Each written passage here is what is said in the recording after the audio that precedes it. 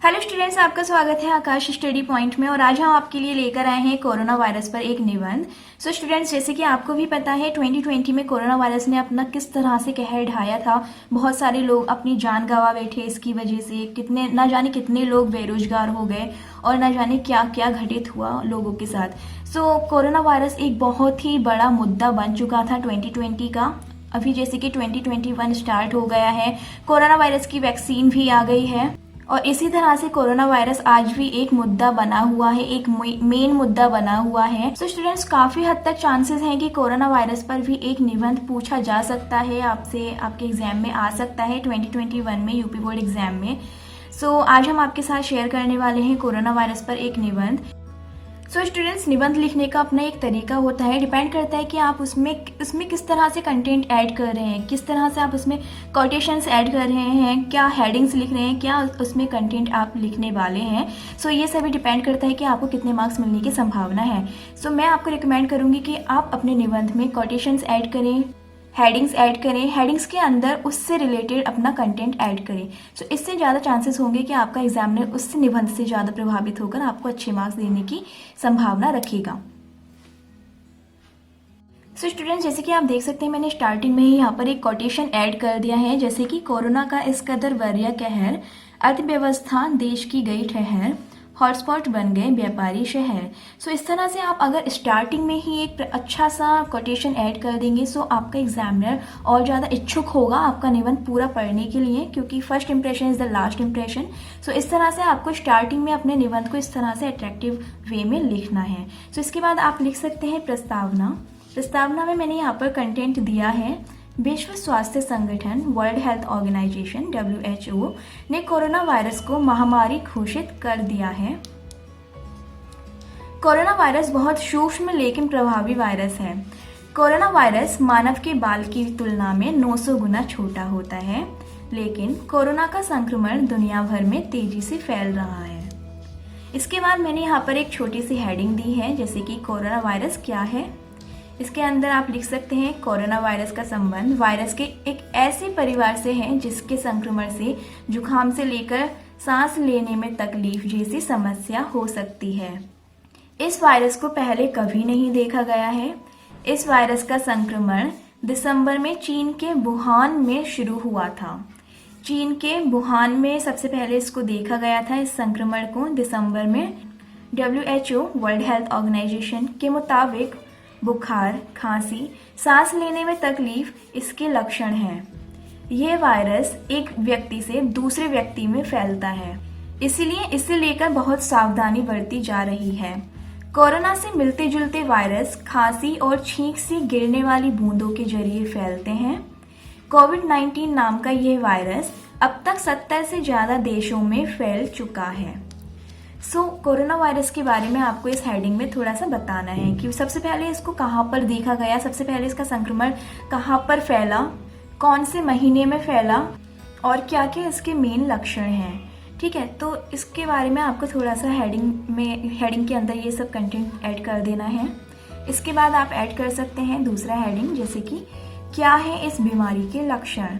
ठीक है, एक अच्छी तरह से डिस्क्राइब करना है लक्षण।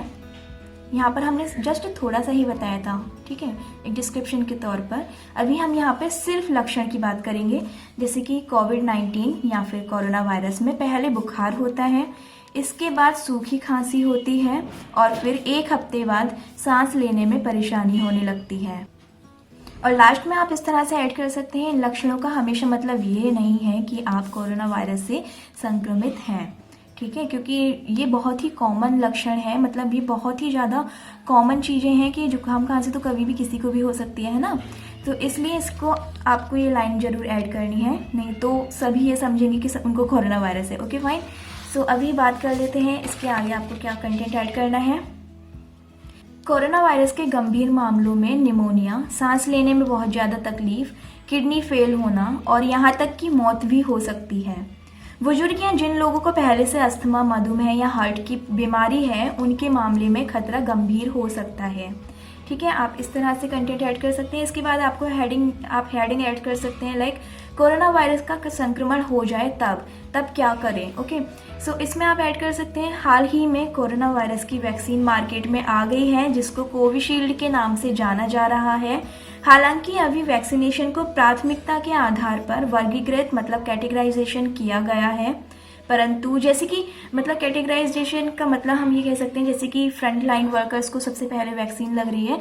हालांकि सबको लगेगी आने वाले टाइम में, परंतु आने वाले समय में ये सभी के लिए अनिवार्य हो जाएगी। तब तक कुछ सावधानियां बरतनी आवश्यक हैं।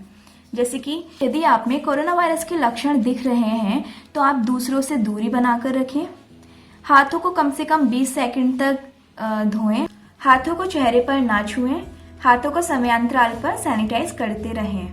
ठीक है, सो आप यहाँ पर ऐड कर सकते हैं कोरोना वायरस का संक्रमण हो जाए तब। ठीक है, अभी आपको इसके बाद एक हेडिंग दे सकते हैं जैसे कि क्या है इससे बचाव के उपाय।